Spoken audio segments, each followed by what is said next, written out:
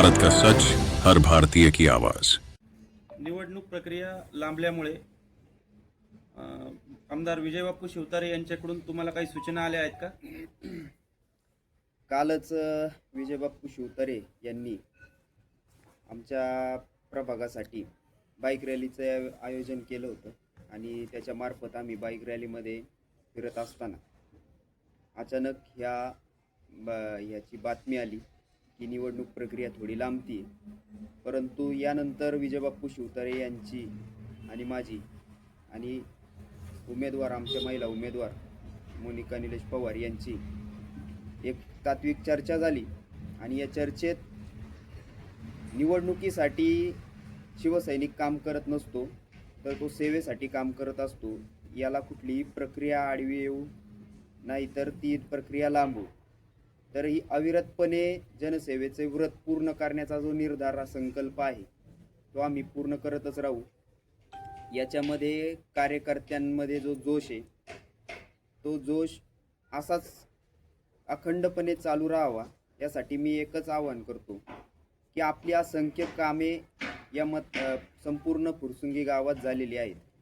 ही कामे लोकांपर्यंत पोहोचवण्याचं कार्यकर्त्यांना आवाहन करतो.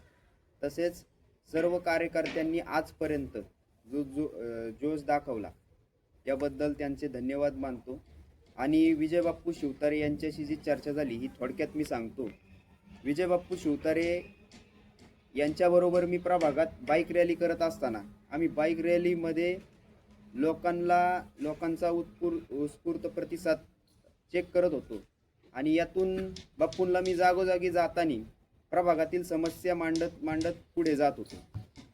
ही बाईक रॅली शोबाजी नसून संपूर्ण भागाचा एक सर्वे होता आणि या सर्वेमध्ये मी प्रमुख बापूंला सूचना दाखवल्या आणि बापूंचीही प्रमुख मागणी तेच होती की या प्रभागामध्ये गावासाठी जोडला जाणारा प्रमुख मार्ग आहे, रस्ता आहे, या रस्त्याची झालेली दुरावस्था आणि या रस्त्याच्या दुरावस्थेसाठी मी पाण्यात बसून जे आंदोलन केलं याबद्दलचं जे प्रोव्हिजन आहे त्या बाबतीतली बापूंबरोबर चर्चा झाली. बापूंनी ती मांडली आणि यात प्रामुख्याने हा रस्ता रुंद करण्याच्या दृष्टीने पावले उचलण्यात यावी अशा सूचना मला बापूंनी दिल्या.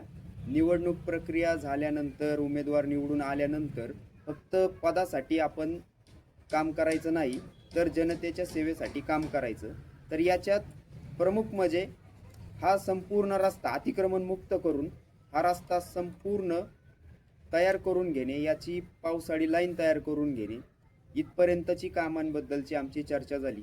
यानंतर यातील प्रमुख प्रश्न म्हणजे या प्रभागात असणारा सर्व सोसायट्या असतील, वाड्या वस्त्या असतील, यांच्यासाठी पाण्याची योजना जी अपूर्ण पाईपलाईनद्वारे राहिलेली अपूर्ण योजना आहे ती येत्या 100 कोटीच्या टेंडरमध्ये प्रथम प्राधान्य देऊन सर्वत्र पाणी पोचवणे, मुबलक पाणी पोचवणे आणि ते पाणी पोचवल्यानंतर त्याचे योग्य नियोजन करून ते मुबलक प्रमाणात सर्व नागरिकांना पोचवणे, या बाबतीतील बापूंनी आम्हाला सूचना दिल्या आणि आम्ही त्या बाबतीत चर्चा करून पुढे जे आम्हाला काम करायचे ते लोकांना 24 तास किंवा मुबलक प्रमाणात पाणी पोचेल याच्यासाठी त्याचं एक नियोजन आराखडा तयार करून ते पाणी पोचवायचे अशी आमची या बाबतीत चर्चा झाली. यानंतर या भागात मॅक्झिमम सोसायट्या आहेत. या सोसायट्यांमध्ये असंख्य प्रॉब्लेम असतात. या सोसायट्यांचे प्रॉब्लेम स्थानिक प्रशासनामार्फत कसे सोडवावेत या बाबतीतही काही चर्चा झाल्या.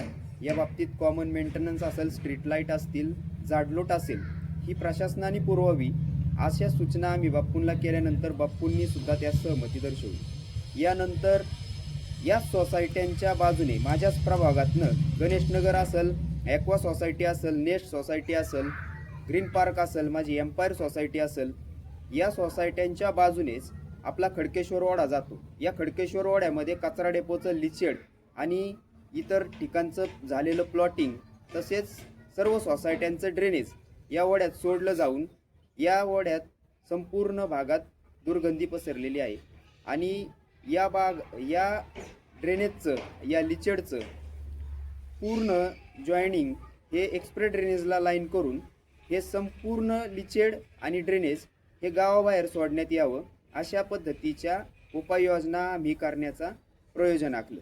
याच्यानंतर याच ओढ्यावरती नाला गार्डन करून विविध ज्येष्ठांसाठी विरंगुळे, महिलांसाठी राखीव जागा या बाबतीतल्या बाप्पूंबरोबर चर्चा झाली.